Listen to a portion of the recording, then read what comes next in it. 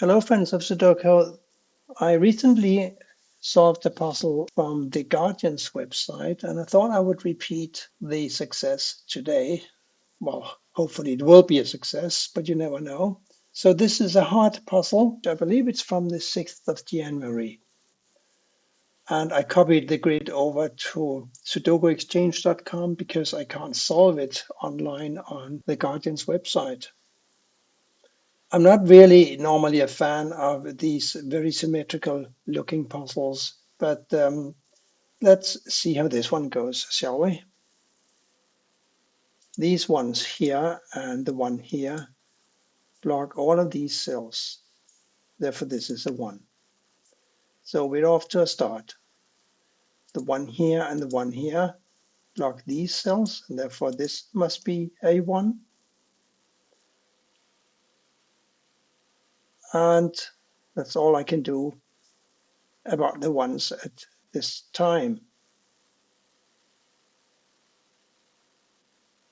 So as I mentioned in a previous video, I like to look at groups of 3 rows because as we remember, we have to fill in the numbers 1 through 9 in each row, in each column, but also in each 3 by 3 box. This is box 7, and I'm looking at the digits 1 to 7.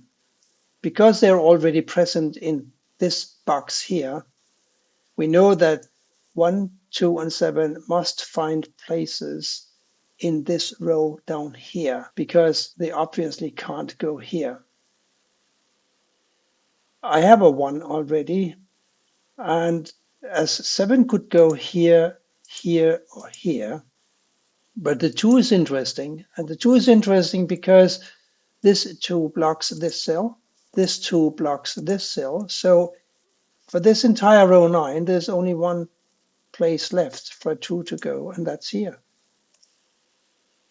And that 2 and the 2 here and the 2 here gives me an automatic 2 up here in row 1. Now these 2's here block all these cells, and these 2's block these 2 cells. So this is a 2 for the first box. And now these 2's here and the 2 up here block this cell, and this cell, and therefore this must be a 2. And I believe the last 2 will have to go in this cell here because these 2's block these cells, and this 2 blocks this cell, and this 2 blocks this cell.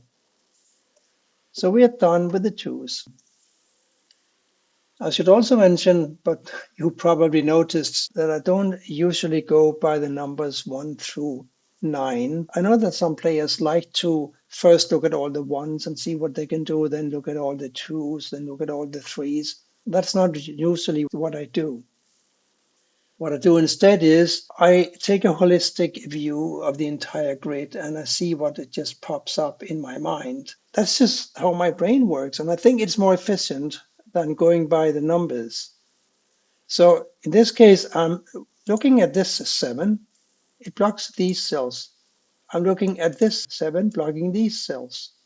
So in theory, a 7 could go here or here, right? But now I look at this 7 and it's blocking this cell.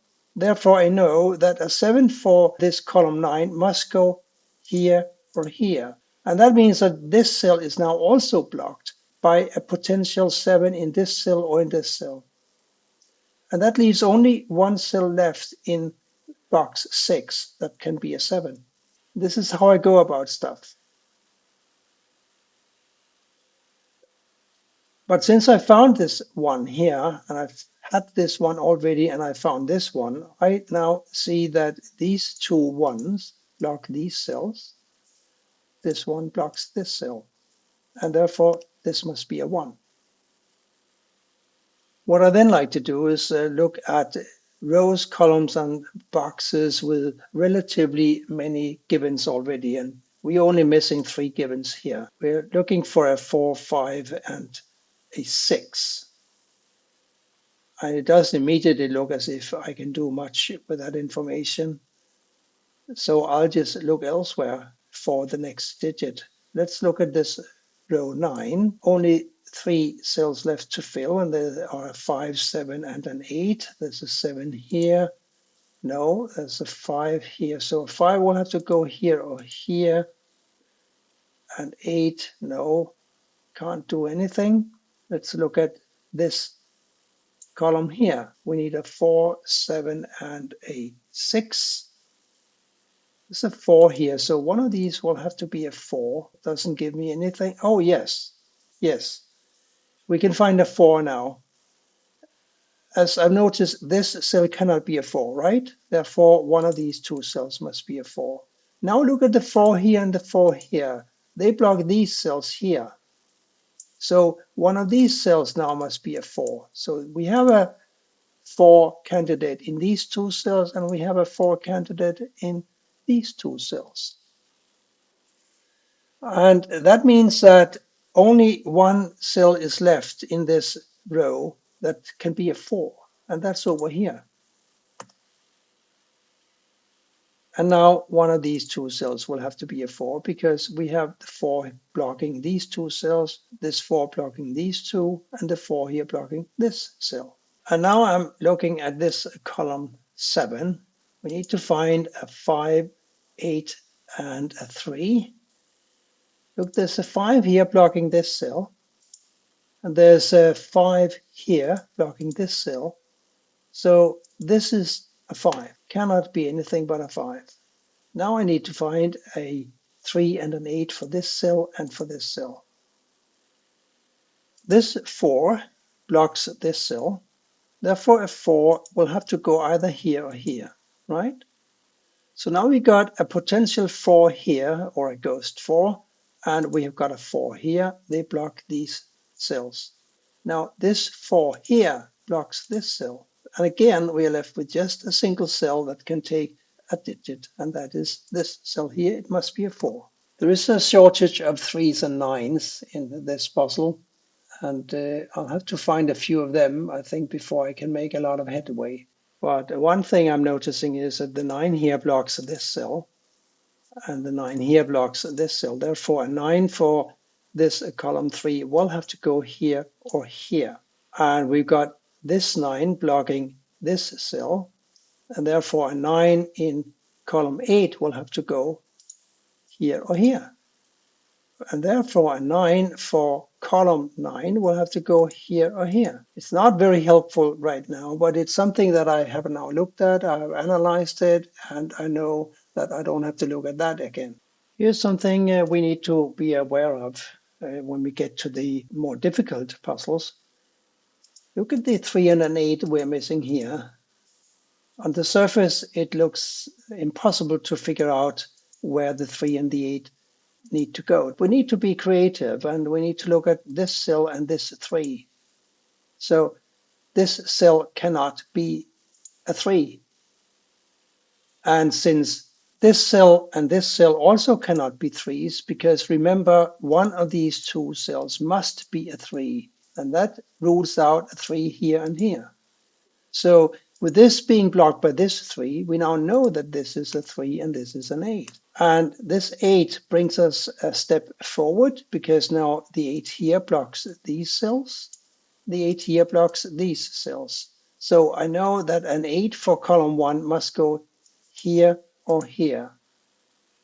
And in combination with this 8, now these cells are all blocked.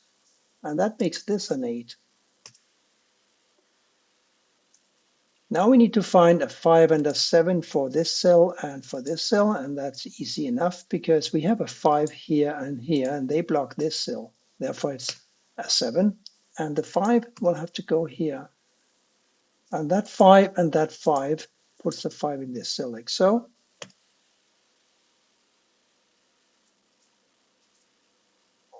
This is now a 3 or an 8, and this is a 3 or an 8 as well as this. It's also a 3 or an 8 because those are the two last digits missing from the column. We shouldn't neglect to look at the ramifications of the digits that we input, because since we found this 3, we now know that we only need a 5 and a 9 to complete the column. And we already have a 5 here, so the 9 will have to go here and the 5 here, right? And now, having found this 9, and we have this 9 over here, that puts a 9 in this cell, like so. Now I just need to find a 3 and an 8 for these two cells. And I can't do that readily, but I can put a 4 here, can't I? Because of this 4 blocking this cell. So this is a 4.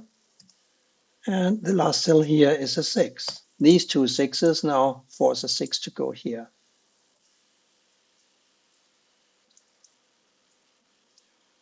For these two cells, we still need to find a 3 and an 8. And again, that's easy because we already have the 8 up here blocking this cell.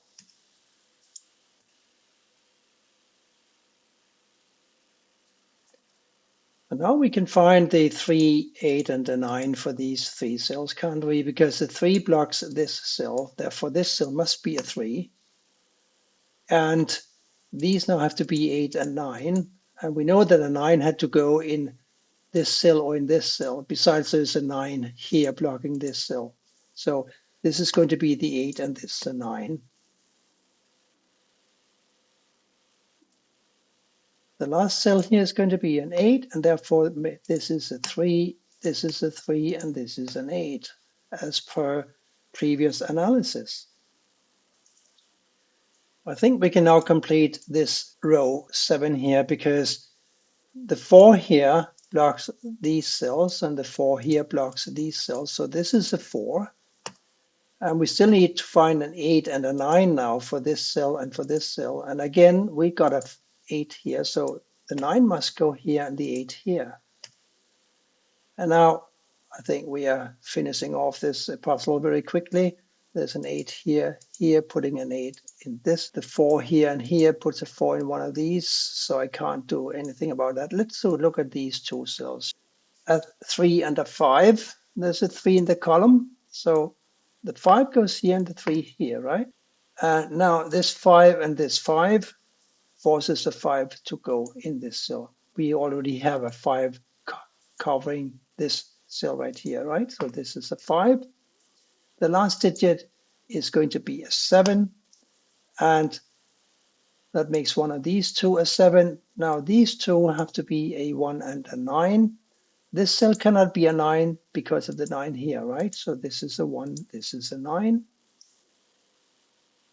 Now the 1 here and the 1 here and the 1 here force a 1 to go in this cell like so. Now we just need to find a 4, 6, and a 7 for these here. We got a 6 blocking these two cells, so this of course is a 6. Now the 6 here blocks these cells, the 6 here blocks this cell as well, so this is a 6.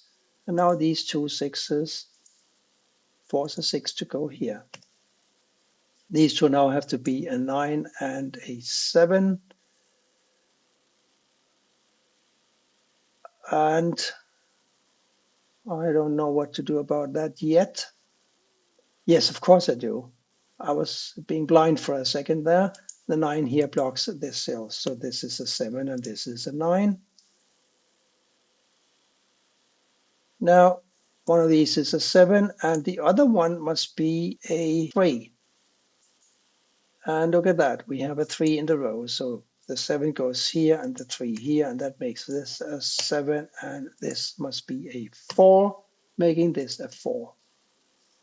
This was a nice puzzle. I didn't like the look at it being symmetrical and all, but it did require me to think a little bit while I solved it. It was a hard puzzle, according at least to the Guardian. Whether you find it hard or not, I don't know. But I hope that you had fun solving it and that you'll come back for more soon. Thank you for watching, and goodbye for now.